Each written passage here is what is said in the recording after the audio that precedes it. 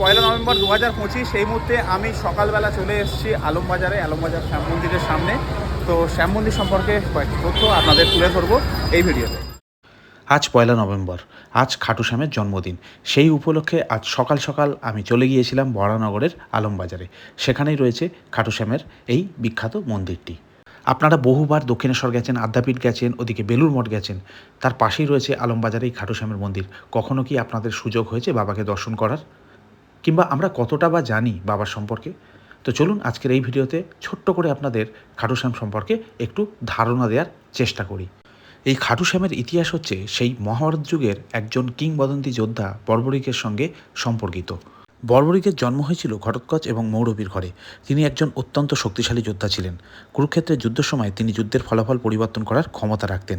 তাই ভগবান শ্রীকৃষ্ণ তাকে পরীক্ষা করার জন্য একজন ব্রাহ্মণ রূপে আসেন তার কাছে এবং তার মাথার বলিদান চান। বর্বরিক সেই বলিদান দিয়েছিলেন।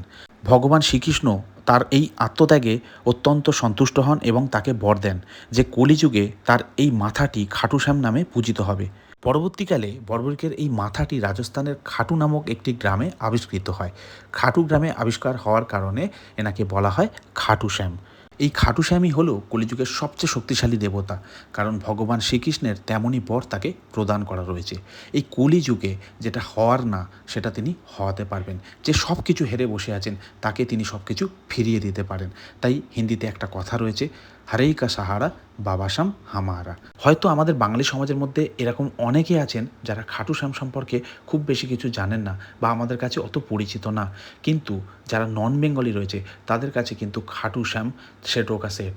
তাই তিনি সবার আগে। এই মুহূর্তে যদি আপনি কোনো আর্থিক সমস্যার মধ্যে রয়েছেন, ব্যবসায়িক সমস্যার মধ্যে রয়েছেন, চাকরির সমস্যার মধ্যে রয়েছেন, একবার আলমবাজারে, রাজস্থান না যেতে পারলেও আলমবাজারের এই শ্যাম মন্দিরে গিয়ে আপনি মাথা ঠেকে আসুন ভক্তির সঙ্গে, দেখবেন আপনার সমস্যার সমাধান হবেই। তাই তো হরেই কা সাহারা বাবা শ্যাম হামারা। এবার আলমবাজার এই মন্দির সম্পর্কে আপনাদের একটু ধারণা দেওয়ার চেষ্টা করি। মন্দিরে গেলেই প্রথমে বাম দিকে আপনারা দেখতে পাবেন সেখানে প্রসাদের দোকান রয়েছে, সেখান থেকে আপনারা প্রসাদ নিতে পারেন। তারপরে জুতো রাখার কাউন্টার রয়েছে, একদম বিনামূল্যে আপনারা জুতো রাখতে পারেন। গাড়ি পার্কিংয়ের সুবিধা রয়েছে, কোনো রকম কোনো সমস্যা হবে না যদি আপনারা গাড়ি বা বাইক নিয়ে যাচ্ছেন। যারা পাবলিক ট্রান্সপোর্ট ইউজ করবেন তাদের জন্যে মেট্রো হচ্ছে বেস্ট। আপনারা মেট্রো করে দক্ষিণেশ্বর মেট্রো স্টেশনে আসুন, সেখান থেকে নিচে নেমে আসুন। নেমে এসে যেদিকে দক্ষিণেশ্বর মন্দির সেদিকে যাবেন না, বাম দিকে চলে আসবেন।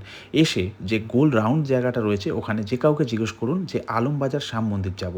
আপনি যদি হেঁটে যেতে স্বাচ্ছন্দ্য না বোধ করেন, সেখানে রিক্সা রয়েছে কিংবা অটো রয়েছে। যে অটোগুলো বন হুগলি যাচ্ছে সেই অটোগুলো ধরলেও আপনারা শ্যাম মন্দিরের সামনে চলে যাবেন।